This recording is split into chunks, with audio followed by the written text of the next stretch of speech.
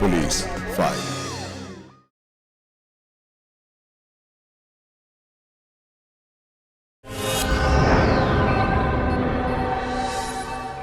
সালি, বহুত গরম হয়েছে না তোর? হ্যাঁ, বহুত গরম হয়েছে না তোর? আমাকে ধমকে দিবি? হ্যাঁ, আমাকে তেজ দেখাচ্ছিস তুই? আমার মোবাইলটা কোথায়? বিক্রি করে মাল খেয়ে নিয়েছি, বুঝলি? হ্যাঁ, বুঝলি? আমার মোবাইলটাকে ফেরত দাও বলে দিচ্ছি। ওটাকে ভাগাড়ে পাঠিয়ে দিয়েছি, এবার তোকেও পাঠাবো। ছাড়ো! চল আবু, চল আবু, ছাড়ো! চল চল চল চল চল চল চল চল চল চল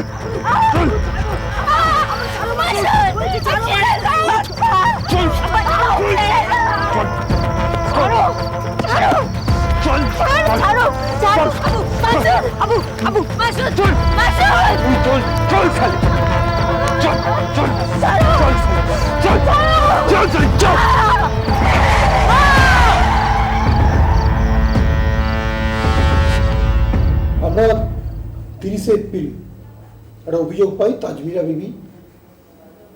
তো তাজমিরা বিবি বলে একজন এসে আমাদের কাছে অভিযোগ করেন যে ওর বোন আজমিরা বিবিকে তার স্বামী মিকেল আলী হত্যা করেছে। এর আগে আমরা একটা ইনফরমেশন পেয়েছিলাম 29 তারিখ রাত্রিরে, 29-30 তারিখ রাত্রিরে রাত্রি 1:30 সময় এই আজমিরা বিবিকে তার স্বামী মিকেল আলী ও বাড়ি থেকে টেনে নিয়ে গিয়ে একটা চলন্ত ট্রাকের সামনে ফেলে দেয়। এর ফলে আজমিরা বিবি খুব বাজেভাবে ইনজোর্ড হয়, কোমরের উপর থেকে দেহের উপরের অংশ পুরো সিভিয়ারলি ইনজোর্ড এবং পেস্ট হয়ে যায় প্রায়, এবং ঘটনাস্থলেই উনি মারা যান।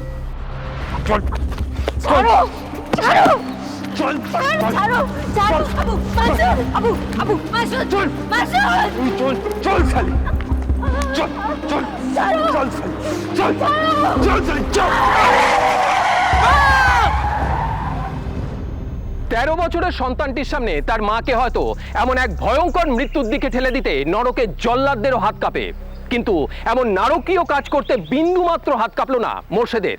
কি এমন অপরাধ করেছিল তার স্ত্রী শাহানা, যার জন্য তার এমন ভয়ঙ্কর পরিণতি ঘটালো মোর্শেদ? জানবো শাহানার ছেলে মাসুদ এবং শাহানার দিদি আবিদার কাছ থেকে। সেই রাতেই আবিদা থানায় ডায়েরি করে। মোর্শেদ হোটেলে কাজ করত, রোজগারপাতি করত, তাই দেখি বোনটাকে বিয়ে দিয়েছিলাম ওর সাথে। ওর স্বভাব চরিত্রের কথা কিচ্ছু জানতাম না। দিনরাত মদ খায়, যা ইনকাম করতো তা সবই ওই মদের পেছনে ওড়াতো। বাধ্য সংসার চালাতে আমার বোনটাকে পরের ঘরে খাটতে হয়। এই মদের নেশার জন্য ওকে কত হোটেল থেকে যে মেরে তাড়িয়েছে তারই হত্যা নেই। মদ খেয়ে হোটেলে গেলে তাকে মেরে তাড়াবে না?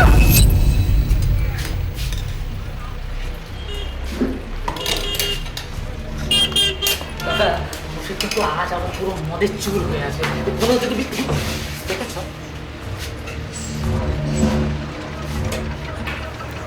করে ফেলবো সারা তুমি কতবার বলেছি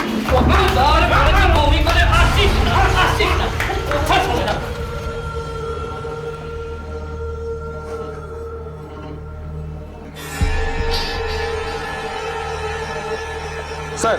হ্যাঁ, এই মোর্শেদের খবর কি? আমরা এখনো মুর্শেদকে অ্যারেস্ট করে উঠতে পারিনি।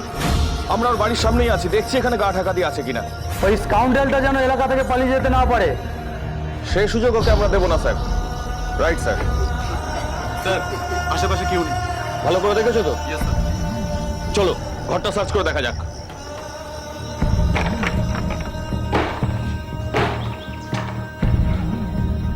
হায় আল্লাহ, মাথা কি করে ফাটলো? অসুখটা মনকে ফাটলো না? কি গো, হাত পা তো ছিঁড়েছে দেখছি। কি করে হলো? হারামির বাচ্চা হোটেল যেতে না জ্বালিয়ে দিয়েছি না। আমার নামও মোর্শেদ। খুব বড় ভুল হয়ে গেছে। বমিটার খদ্দের মুখে না করে ও মুখে করলে ভালো। যাতো শালি, যখন থেকে ব্যথায় গুটুর গুটুর করেই চলেছে। আরে ওষুধটা এখনো লাগলে যে জায়গাটা বিষিয়ে যাবে। বিষিয়ে যাবে? তুই জানিস তুই মোর্শেদের শরীরে কত বিষ আছে? বিষাক্ত মাল, বুঝেছিস? যেদিনকে কামড়াবো না ওই মালিককে, সেদিনকে ওই মালিক পুরো নীল হয়ে যাবে। ঠিক আছে, পুরো নীল হয়ে। এইসব কি? দেখো পড়াশোনা করে বিজ্ঞান হবে নাকি? ওই ছাড়ো। দেখো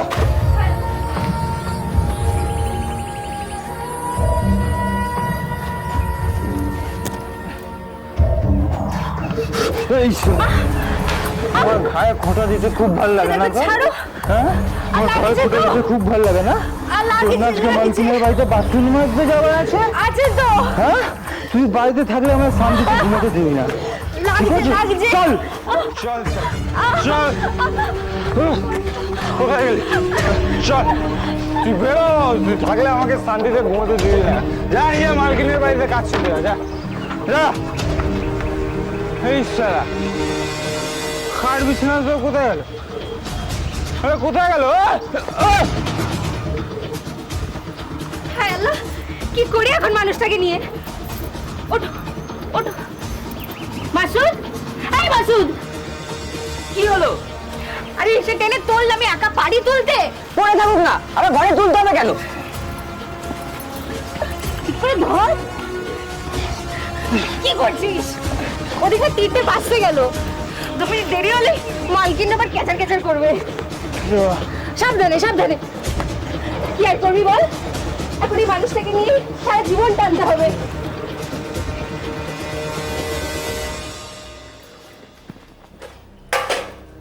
কিরে সকালবেলা 2 মিনিট আগে এসেছিস বলে বিকালবেলা দেরি করে এসে বুঝি মেকআপ দিবি?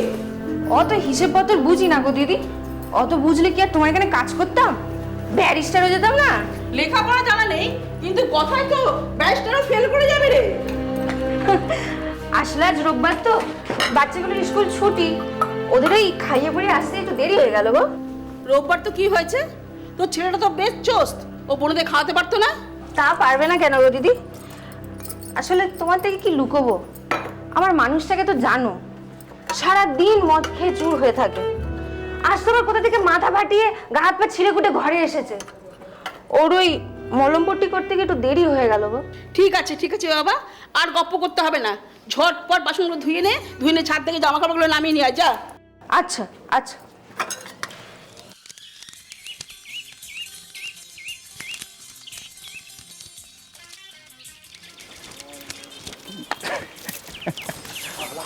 দেখ মোর্শেদ, তোর নিয়তটা বড্ড খারাপ আছে কিন্তু।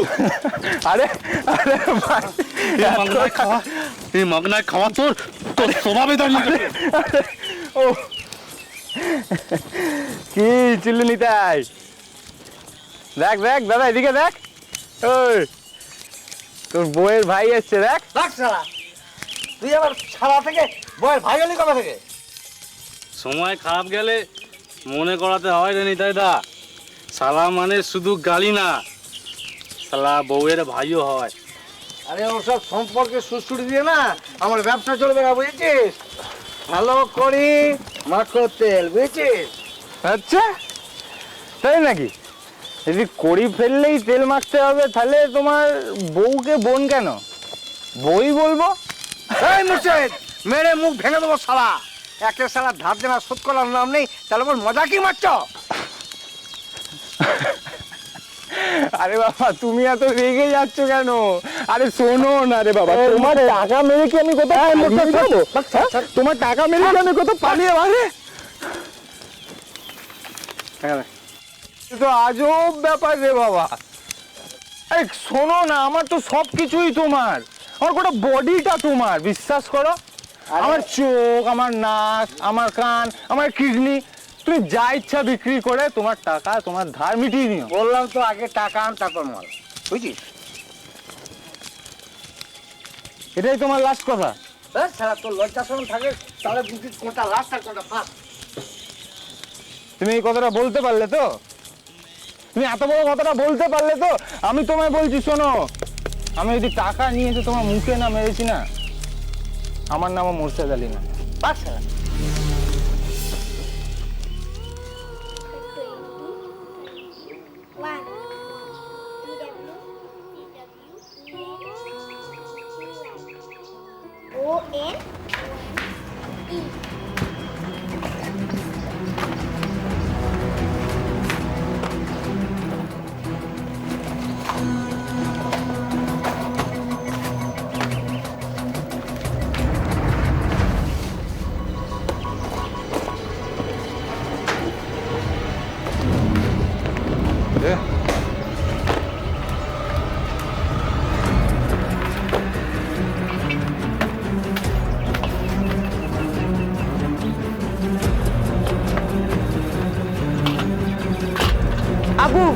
ফেরত দাও বলছি, কিন্তু 2 দিন বাদে আমার পরীক্ষা। আমি এসে দেখো তোমার কি করে।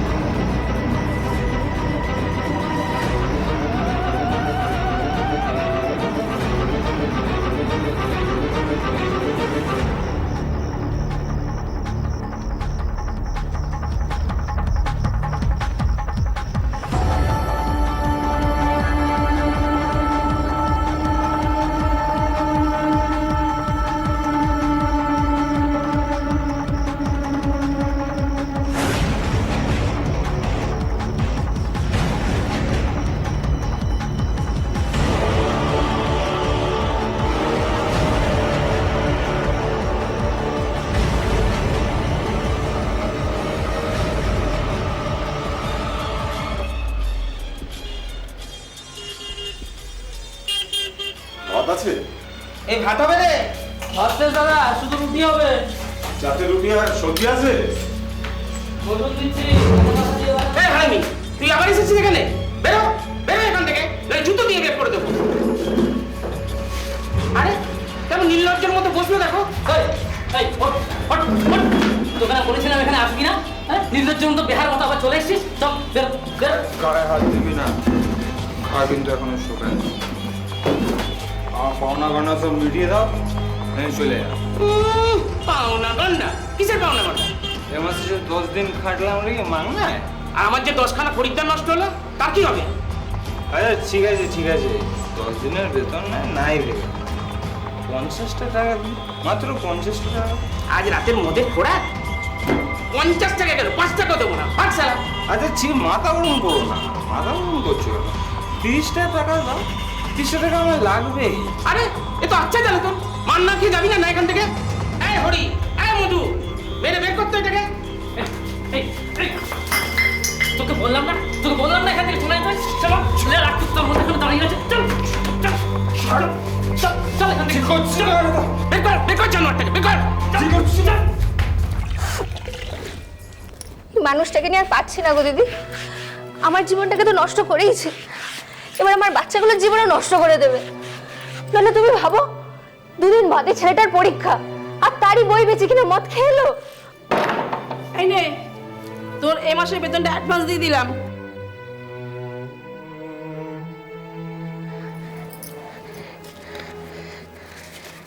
তুমি যে আমার কি উপকার করলে গো দিদি।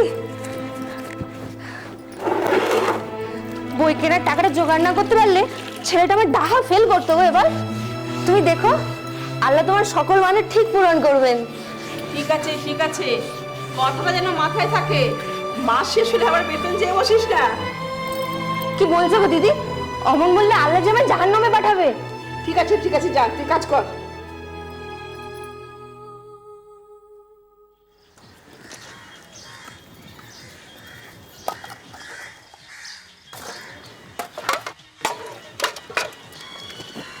কি গোপালদা? বলো, কি খবর? দেখতে পাচ্ছ তো? হ্যাঁ সে তো পাচ্ছি, একাতেই সব কাজ সামলাচ্ছ। তা কি করবো? রান্নাও করছো, খদ্দেরও সামলাচ্ছ, আবার বাসনও মাজছো। বাস, তা লোক রাখলেই তো পারো। সবাই তো লোক রাখার কথা বলে, তা লোক পাবো কোথায়? হ্যাঁ, টাকাটা নিয়ে যাও। যাও খদ্দের সামলাও। হ্যাঁ যাচ্ছি দাদা।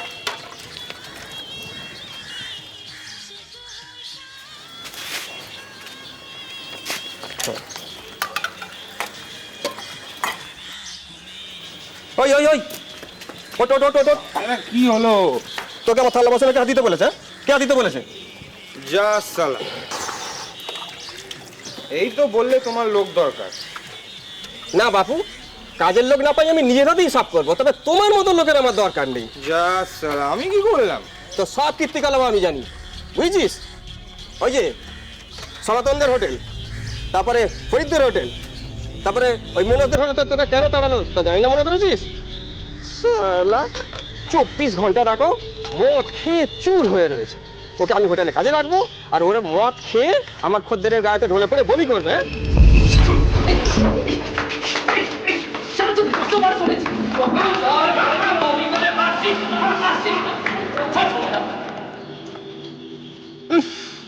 দেখো সারা গায়ে একদম মদের গন্ধ ভক ভক করে বেরোচ্ছে। এই বেরো, যা এখান থেকে, সরে যা হোটেল থেকে, হোটেলে করে লোক আসবে, যা চলে যা। ঠিক করলে না কিন্তু, ঠিক করলে না, আল্লাহ বিচার করবে।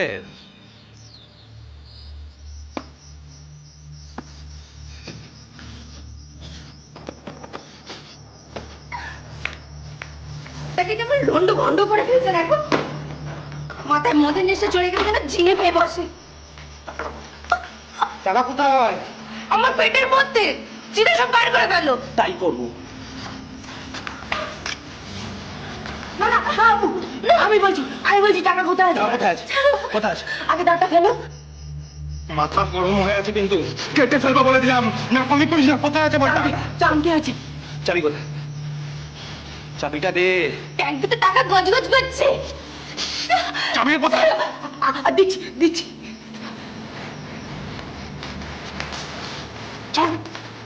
মাসুদ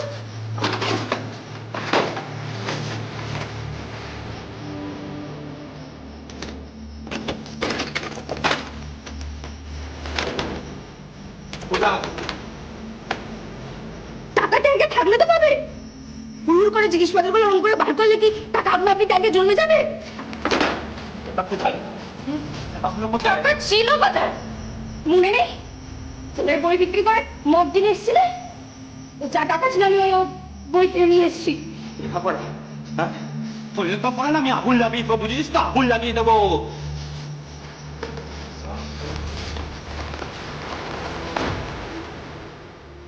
ওই দেখো, বইগুলো কোনো ক্ষতি করবে না, আমি কিন্তু ছেড়ে কথা বলবো না।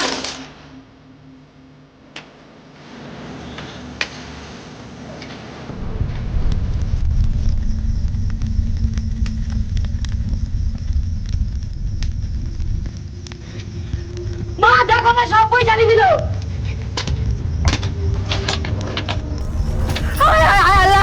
কি করি এই মানুষটাকে নিয়ে? তোর মাথায় আগুন জ্বলছে না? আগুন জ্বলছে, দাঁড়া নিয়ে বসছি, দাঁড়া।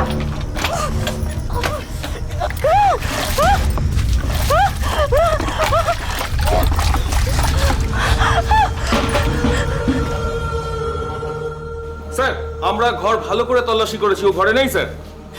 ঘরে নেই? তাহলে হ্যাঁ, নিতাই মদের আড্ডায় ওর অনেক ইয়ার দোষ থাকে, ওদের ধরপাকড় করলে নিশ্চয়ই একটা খোঁজ পাবেন।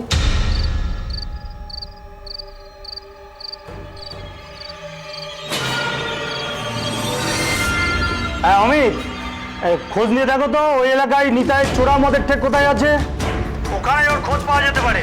Okay sir. এই চলো, নিতাইয়ের মদের ঠেক খুঁজে বার করতে হবে, চলো। মদের থেকে ওর বন্ধুদের নাম বলতে পারবেন? হাসপাতাল যখন বাবা কোনো হোটেলে কাজ করছিল না, তখন ওদের কাছে টাকা দাঁড় করে মদ খেত, আর মা বেতন পেলে সেইটাকে জোর করে কেড়ে নিত।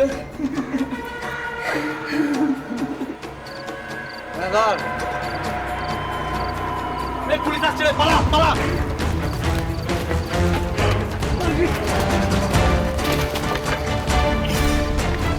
মুর্শিদ কোথায়?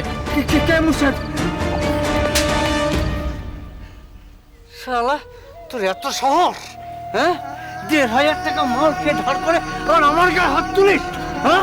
তোর শালা মেরে ফেলবো, তোর শালা মেরে ফেলবো, হ্যাঁ?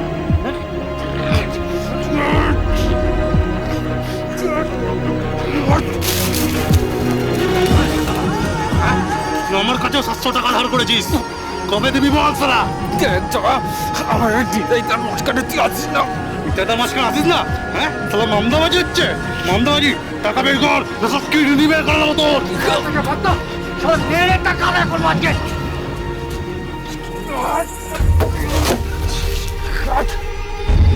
বিশেষ করে স্যার, ও কোথায় আছে জানি না। জানলে কেন লুকোবো? ওর সঙ্গে আমার সেই সম্পর্ক ছিল না তার। এই তাকে নিয়ে যাও।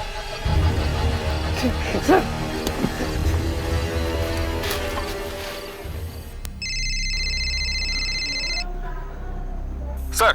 হ্যাঁ বলো। স্যার মদের থেকে ওর কোনো খোঁজ পেলাম না, তবে বেশি দূরও পালাতে পারিনি স্যার। আশেপাশেই কোথাও নিশ্চয়ই গা ঢাকা দিয়ে আছে।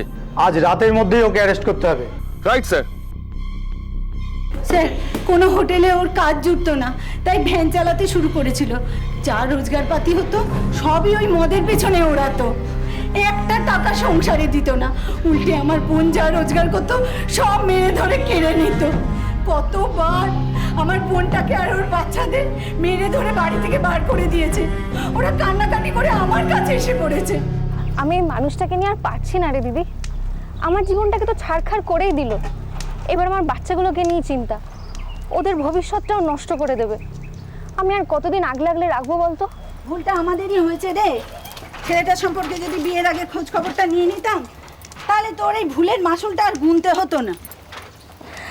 যেখানে আল্লাহ আমার কপাল লিখে রেখেছে, সেখানে তুই নিজেকে দোষ দিয়ে আর কি করবি বল? ও আল্লাহর ওপর যদি সব কিছু ছেড়েই দিস, তাহলে ছেলেদের ভবিষ্যৎ নিয়ে এত চিন্তা করছিস কেন? আল্লাহই ওদের ঠিক করে দেবে। জানিস দিদি, ওদেরকে ঠিক করে খেতে দেয় না, পড়তে পর্যন্ত দেয় না রে। ওর যত গোসা ওই বইপত্রের ওপরে।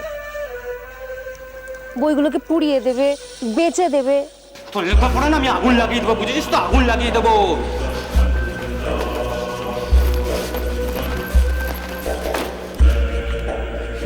ওই দেখো, বইগুলোর কোনো ক্ষতি করবে না। আমি কিন্তু ছেড়ে কথা বলবো না।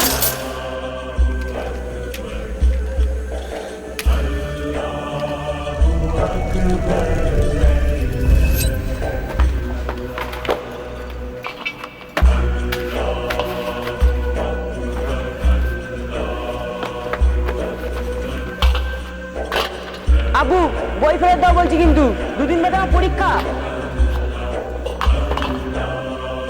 আমি এসে দেখো তোমার কি করে। আমার বেঁচে থাকতে যদি এই হাল হয়, মরে গেলে না জানি তখন কি করবে। মরবে তো শত্রু, ওইসব বাজে বাজে কথা একদম বলবি না। আসো জামাই, আসো।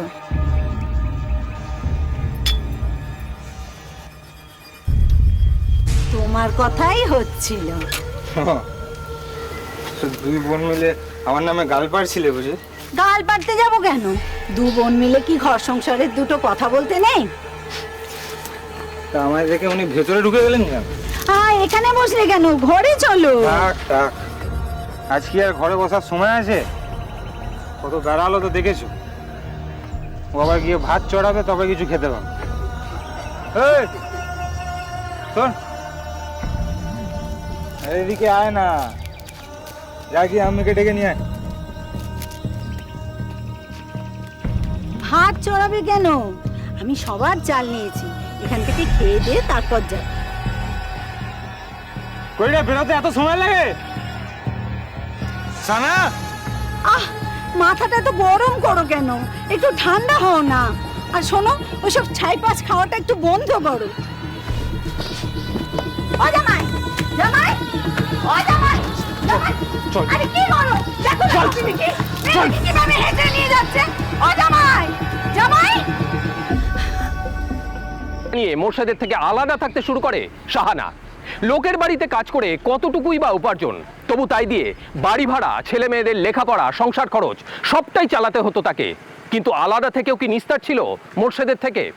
শাহানার উপার্জনের টাকায় প্রায় ভাগ বসাতে হাজির হতো সে।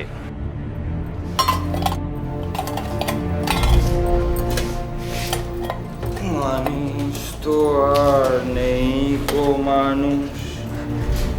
তুমি এখানে? তোর ঘরে গেছিলাম, দেখলাম তালা দেওয়া। বাচ্চাগুলো কি স্কুলে? তুমি এখানে কেন এসেছো? শুনলাম আজকে নাকি তোর মাইনে পাওয়ার কথা। আমার মাইনে নিয়ে তোমার কি সম্পর্ক? কি সম্পর্ক? তুই আমার জরু, আমি তোর সোহার, সম্পর্ক নেই? অনেক। দেখো দিদি যদি জানতে পারে তুমি এখানে এসেছো, আমার কাজটা নির্ঘাত যাবে। আমি চলে যাবো। আমার কাছে টাকা নেই। টাকা নেই? না। টাকা দিয়েছি। ছড়ো, ছড়ো বলছি, আমার কাছে টাকা নেই। কি হচ্ছে নাকি? ছড়ো, যাও যাও এখান থেকে। দেখ শাহানা, এবার দেশের ছাড়াবি চলবে না। আমি একটা দিনও দেখেছি, আমি কিন্তু তোকে তাড়াবো।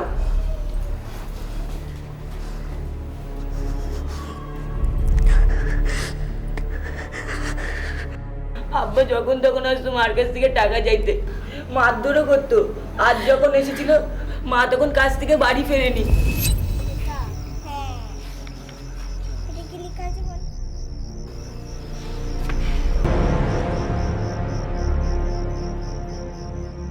আজমিরা বিবির সাথে মিকেল আলীর প্রায় 15 বছর আগে বিয়ে হয়েছিল। এদের 3টি সন্তানও আছে। একটি রোহিত আলী বলে একটি ছেলে আছে এবং 2টি মেয়ে আছে, পিয়ারি খাতুন আর যার বয়স 11 বছর এবং আরেকটি মেয়ে আছে 6 বছরের।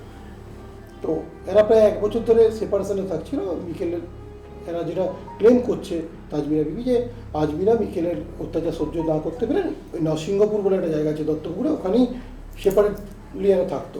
একটা অন্য বাড়িতে মিকেল আলী থাকতো আর একটা বাড়িতে আজমিরা বিবি থাকতো তার বাচ্চাদের নিয়ে। 29 তারিখ সন্ধ্যাবেলা মিকেল আলী আজমিরার বাড়িতে আসে এবং কিছু টাকা এবং মোবাইল ফোনটা নিয়ে চলে যায়। তখন রোহিত আলী বাড়িতে ছিল, মানে এদের ছেলে রোহিত আলী যার বয়স 13 বছর বাড়িতে ছিল। আজব, তোদের মা তোদেরকে এত পড়াশোনা শেখাচ্ছে আর কি করে উত্তর দিতে হয় জানিস না?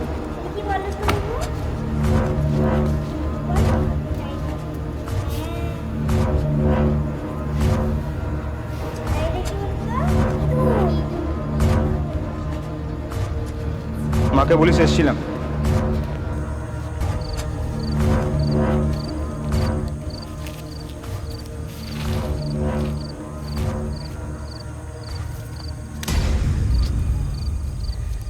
ওভাবে দেখার কি আছে? আমি তো আর পালিয়ে যাচ্ছি না। ধীরে ধীরে সব টাকা শোধ করব।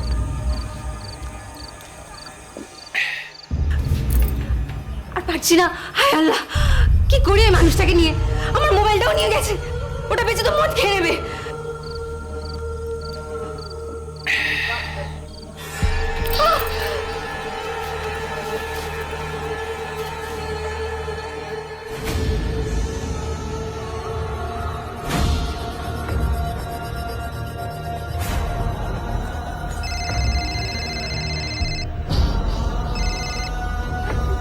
হ্যাঁ বলো। আমি স্যার মোর্শেদের খোঁজ পাওয়া গেছে। নিয়ে এসো অ্যারেস্ট করে স্কাউন্ডেলটাকে। Right sir.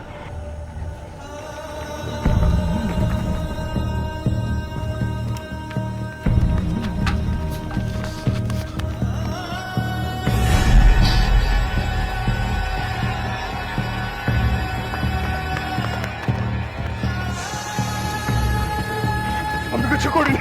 চল নিয়ে চলো ওকে। আমি কিছু করিনি। ভালো করি মাখো তেল, বুঝেছিস? আরে শোনো না রে বাবা, তোমার টাকা মেরে কি আমি কোথায় মরতে পারবো? আমার নাক, আমার কান, আমার কিডনি, তুমি যা ইচ্ছা বিক্রি করে তোমার টাকা, তোমার ধার মিটিয়ে নিও। বললাম তো আগে টাকা আন তারপর মাল। 1,500 টাকা মাল কে ধার করে আর আমার গায়ে হাত তুলিস? হ্যাঁ, তোর ছাড়া মেরে ফেলবো, তোর ছাড়া মেরে ফেলবো।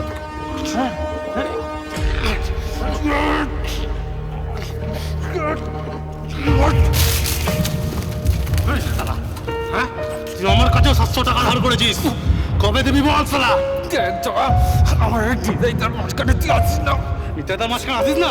হ্যাঁ শালা মামদাবাজি হচ্ছে, মামদাবাজি। টাকা বের কর, না সব কিডনি বের করে দেবো তোর। স্যার ধার বাকির জ্বালায় খুব পরিশ্রান ছিলাম স্যার, তাই ওর ফোনটা বিক্রি করতে গেছিলাম। আর ও শালি এত বড় হাসপাতাল যে আমাকে ফোন করে হুমকি দেয়। হ্যাঁ মেরে দিচ্ছি সালা, মেরে দিচ্ছি।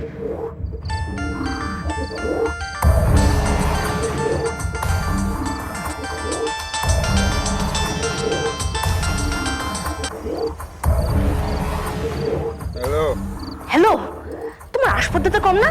তুমি আমার মোবাইলটা ঘর থেকে তুলে নিয়ে গেছো। ফোনটা ফেরত দিয়ে দাও বলছি।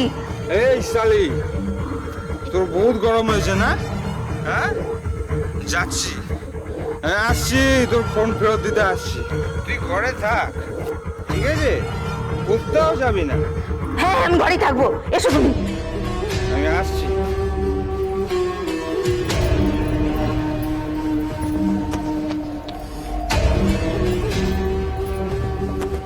শালি, বহুত গরম হয়েছে না তোর? হ্যাঁ, বহুত গরম হয়েছে না তোর? হ্যাঁ, আমাকে তেজ দেখাচ্ছিস তুই? বহুত তেজ হয়েছে না? আমার মোবাইলটা কোথায়? বিক্রি করে মাল খেয়ে নিয়েছি, বুঝলি? হ্যাঁ, যেখান থেকে পারো আমার মোবাইলটা ফেরত এনে দাও। ওটাকে তো জাহান নামে পাঠিয়ে দিয়েছি। এবার তোকেও পাঠাবো। চল চল চল চল চল চল চল চল চল চল চল চল।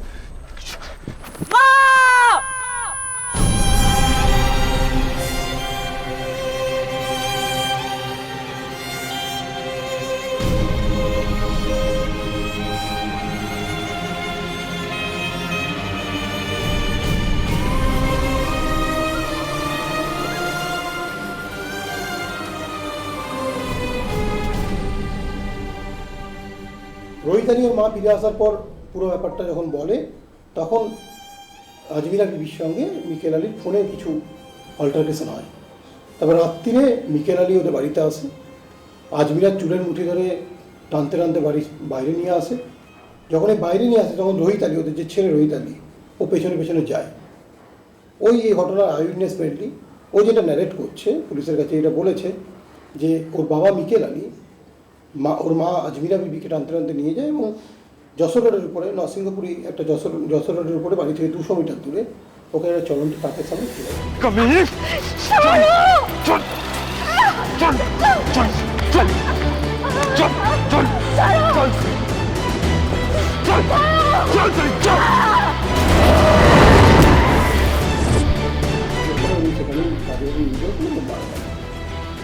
এই ঘটনার পর ওইখানে চিৎকার শুনে ওখানকার পার্শ্ববর্তী লোকজন ছুটে আসে, হোটেলের যারা লোকজন ছিলেন ছুটে আসে।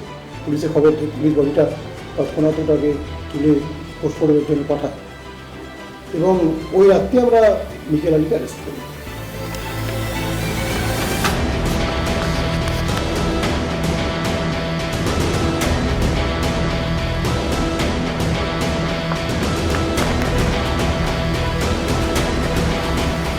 আমি কিছু করিনি, চল নিয়ে চলো ওকে।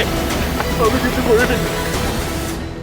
এই ঘটনাতে আমরা ইনভেস্টিগেশনে এসে যে আইউইটনেস আছে, পিয়ারি খাতুনও এই ঘটনার আইউইটনেস, কারণ ও সার্কামস্টেন্সটা দেখেছে যে ওর মাকে তুলে নিয়ে যাচ্ছে।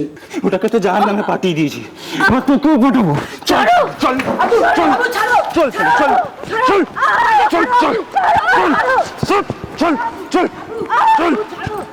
এটা দেখেছে এবং রোহিত আলী পুরো ঘটনাটা উইটনেস করেছে। এর ফলে আমরা দুজনেরই ওদের যে স্টেটমেন্ট আছে সেগুলো আমরা রেকর্ড করাচ্ছি under section 164 CrPC, judicial statement record করা হচ্ছে। 302 আইপিসি মার্ডারের কেস করা হয়েছে এবং আমরা পিও থেকে কিছু রেলিভেন্ট আর্টিকেল সিজার করেছি এবং এই মিকেল আলীকে আমরা পিসিতে নিয়েছিলাম, তার কাছ থেকেও খুব ইম্পর্টেন্ট আর্টিকেলস আমরা সিজ করেছি।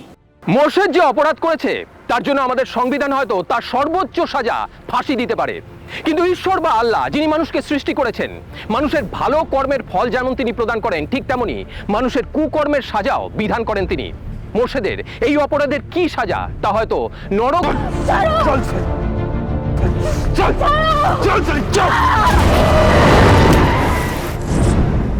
আজ এই পর্যন্তই। পরবর্তী পর্বে ফিরে আসবো এরকমই কোনো সত্য ঘটনার চিত্ররূপ নিয়ে। ততক্ষণ সুস্থ থাকুন, সতর্ক থাকুন, সাবধানে থাকুন, আর দেখতে থাকুন পুলিশ ফাইলস।